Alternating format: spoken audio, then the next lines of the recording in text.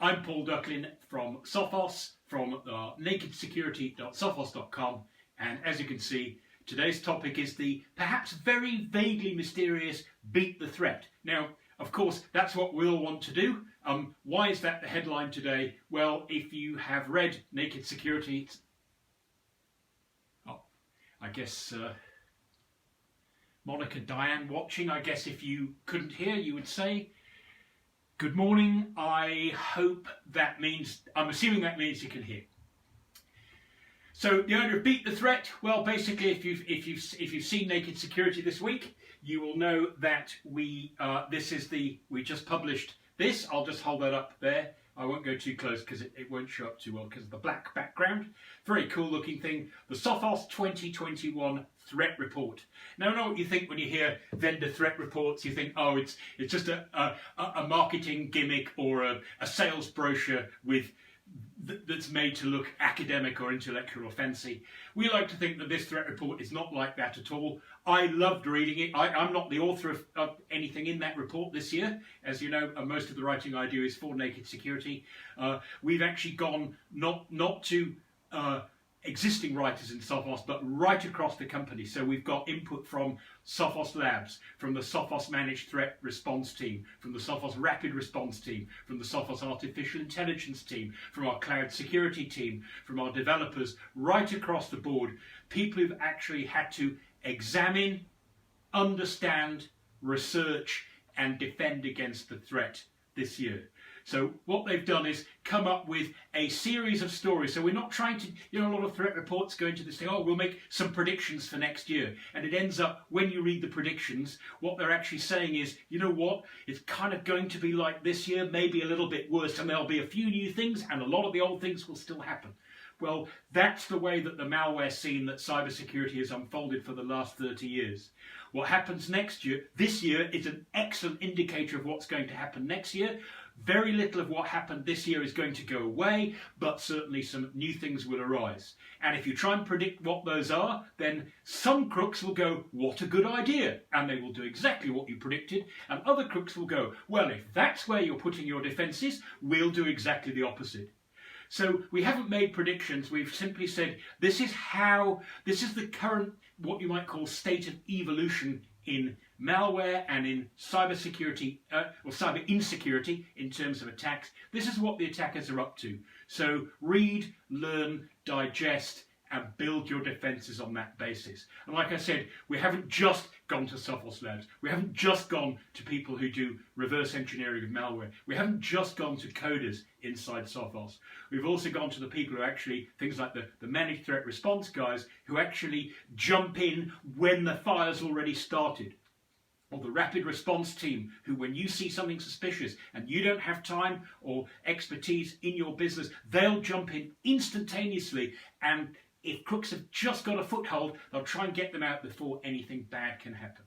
So by talking to those people inside the company, we also get an idea for that sort of more visceral feel about how the crooks are working and how we can take the fight back to them. So if you want to read the report, sophos.com/threat report. It's as easy as that. But I just thought I'd share with you today some of the key things that you'll find in there. I've got a couple of pictures. I don't know how well they come out on the video.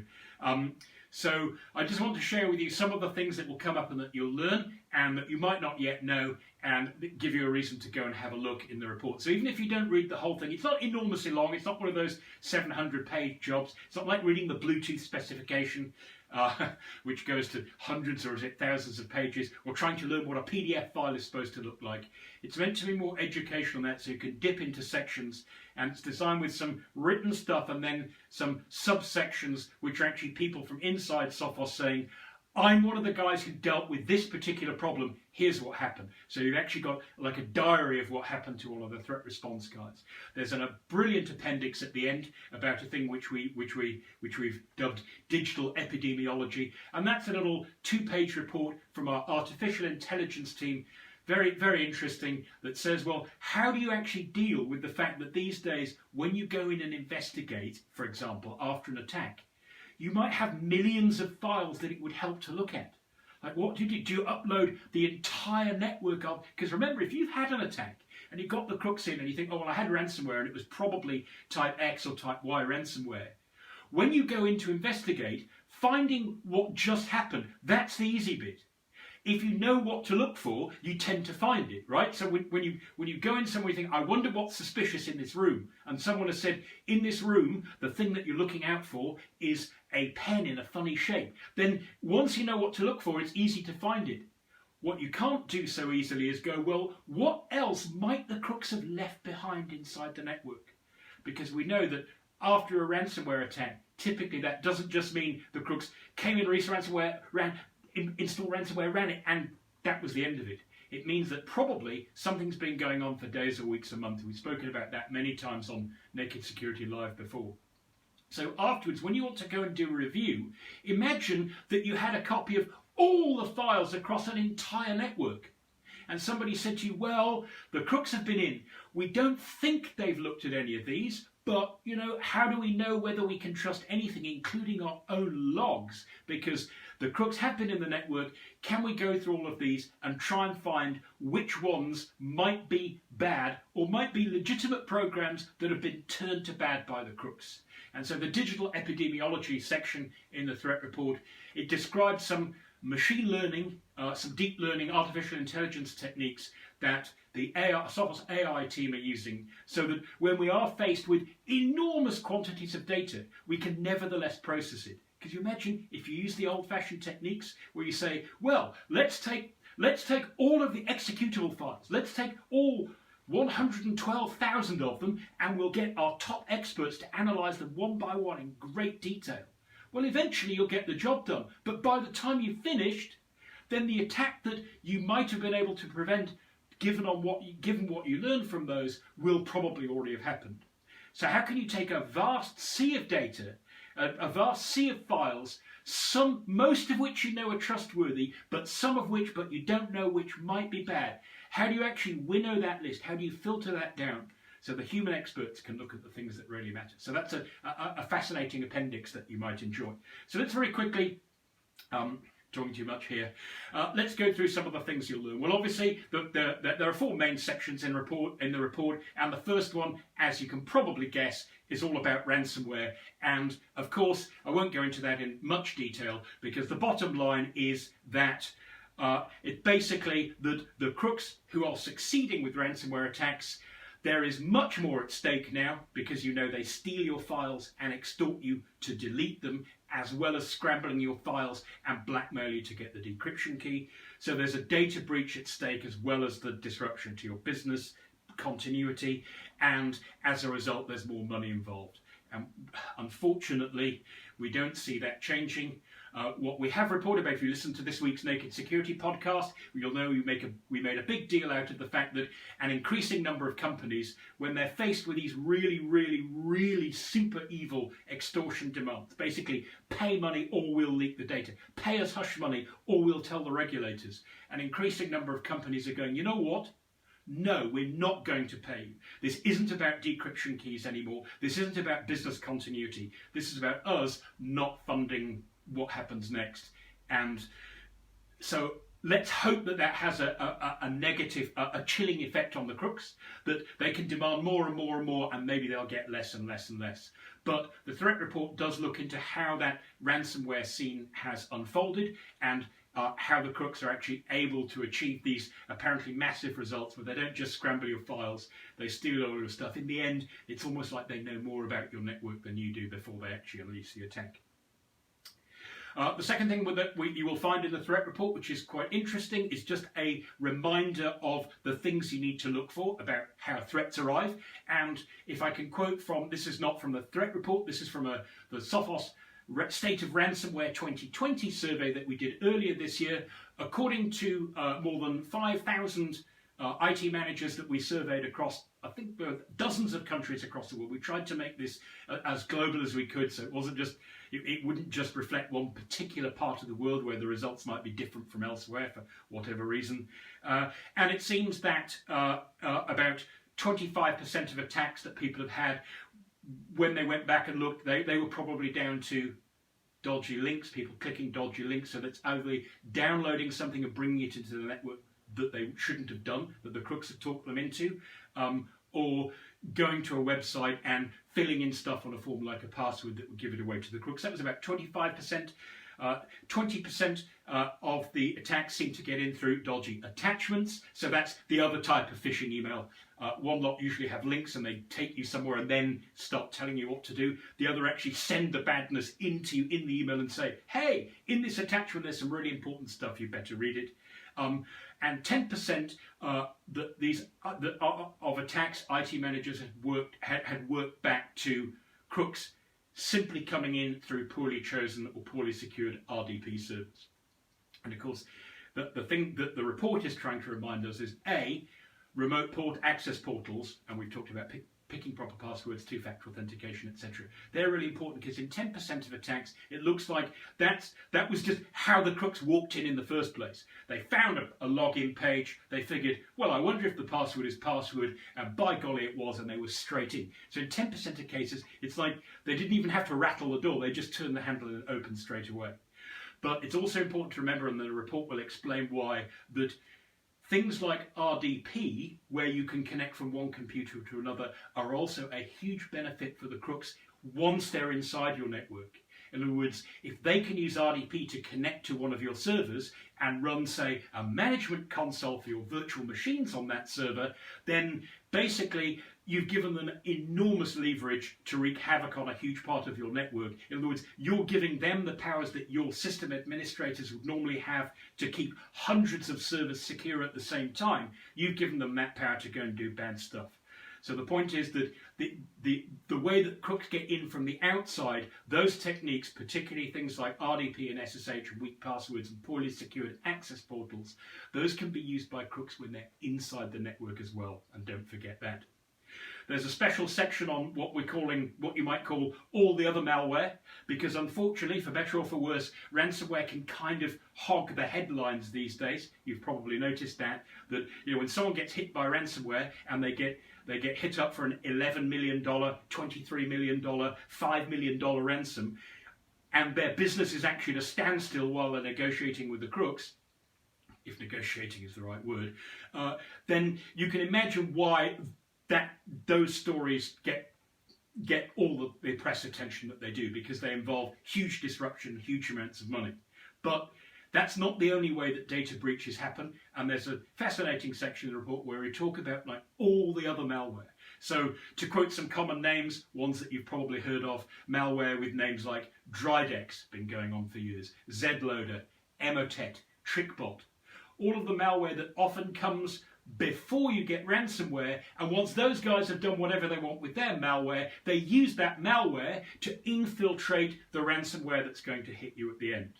And the other thing that we've got a little section on Linux malware as well. You're much less likely to get a concerted malware attack actively against a Linux server than a Windows server. It seems that what the crooks love doing with insecure Linux servers is they love to break into them and leave them largely alone. They use them, but just put stuff on there that can act as a malware distribution point for the Windows computers they want to affect. So Linux security, cybersecurity in Linux is super important.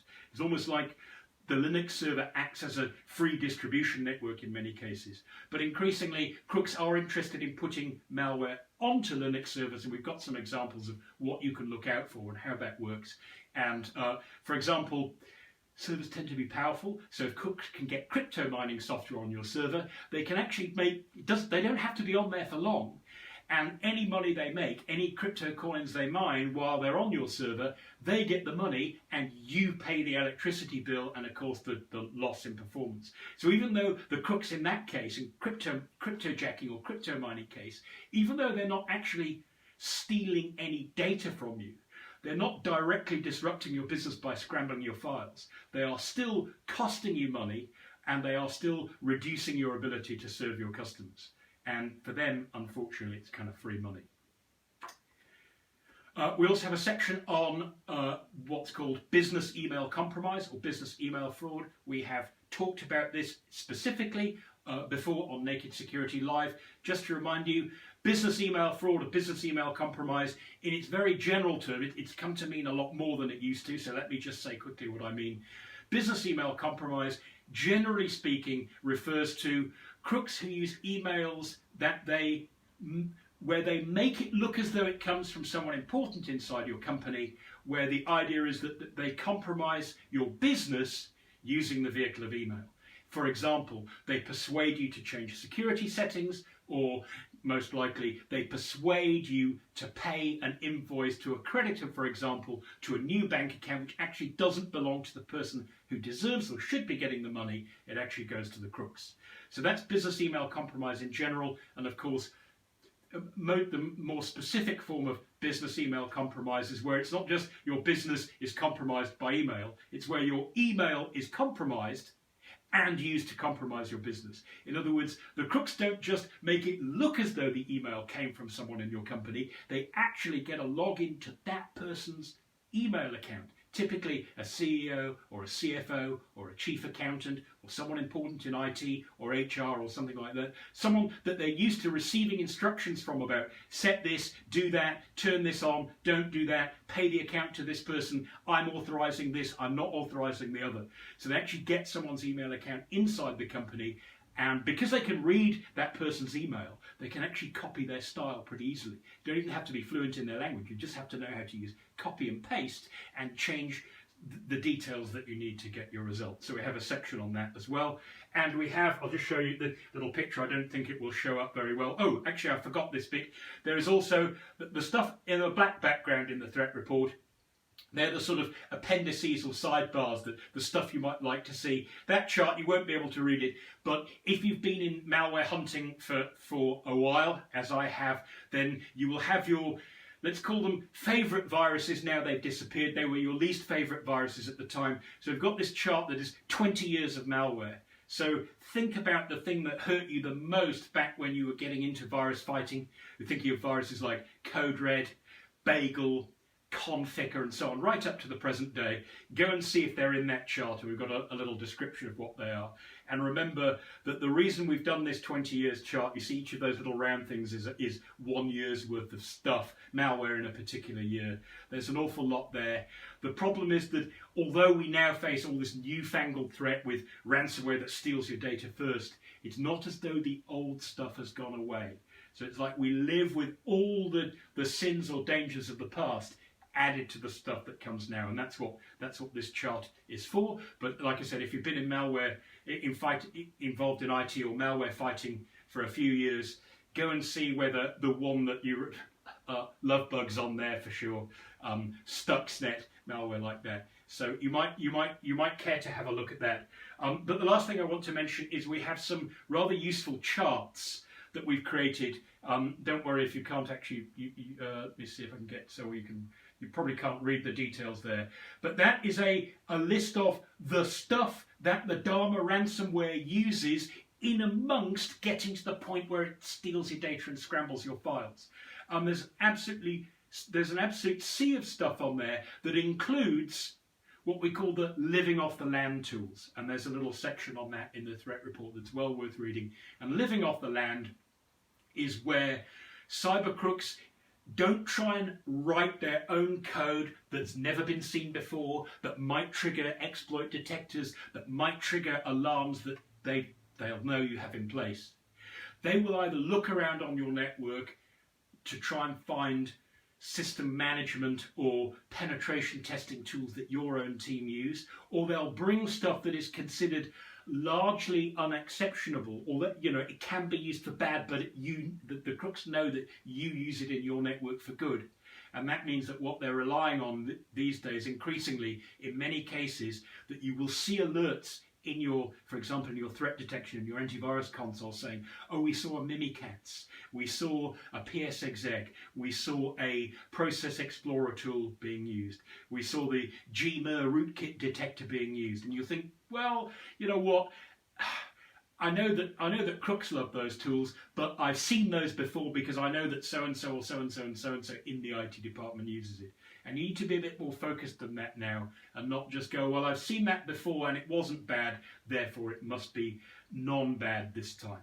So there's a little section on that. And then the last thing I was supposed to mention to you, I got so excited about it, told you at the beginning, the little appendix from our artificial intelligence team about this idea of digital epidemiology. look at files that you've never seen before, you might never need to see again, but you want to know, in this haystack of stuff that's left behind after, say, a malware attack, which are the needles that you actually want to pass on to a human researcher because they're going to tell you something really critically important about what might happen next, so that you can defend faster rather than having to analyse all this stuff by hand and maybe never catching up. So very quickly, I've spent plenty of time already, gone on for far too long.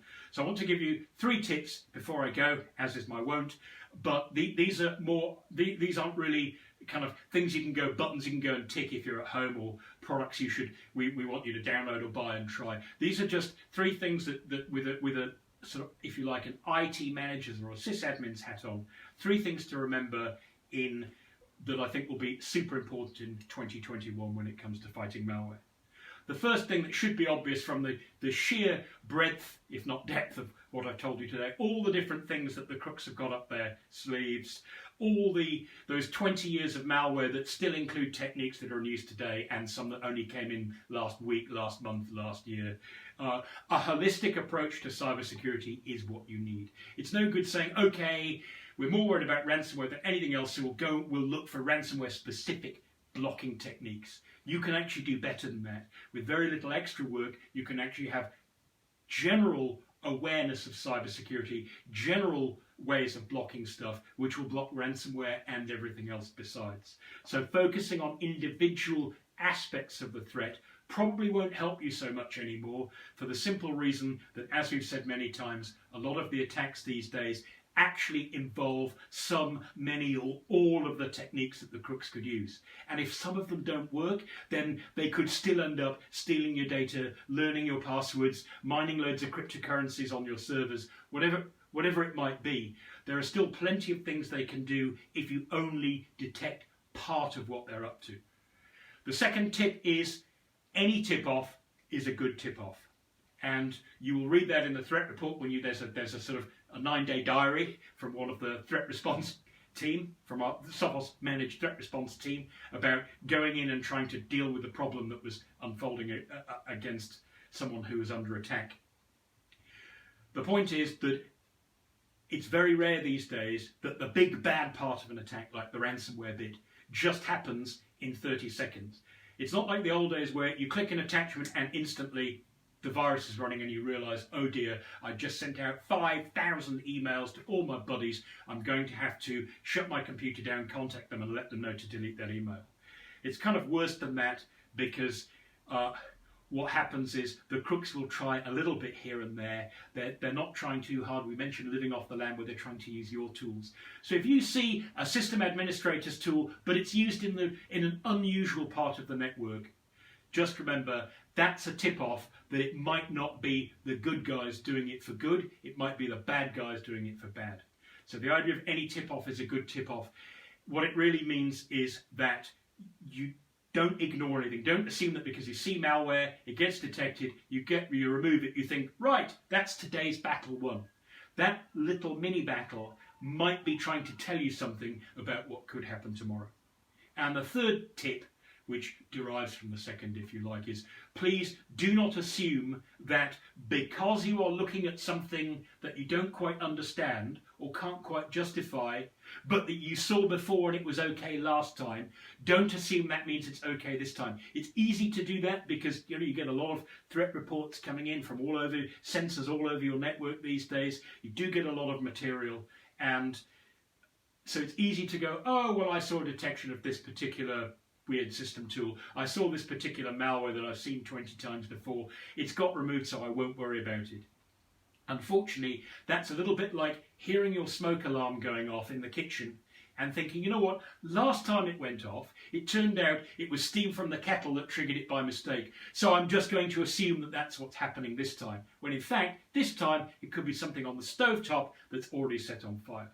So just as the 3 tips again, take a holistic approach. Don't say, oh, I want to detect this particular part of the threat because it's that much of the threat landscape, because all the other stuff really matters. The second is, any tip-off you can get from your system logs that suggest that a crook might be in your network is a tip-off worth looking at. And the third tip is, don't assume that it's going to be okay this time because you got away with it last time if you do see something suspicious in the logs. So thanks for listening, everybody. Remember sophos.com/threat report if you'd like to read it. And until next time, stay secure.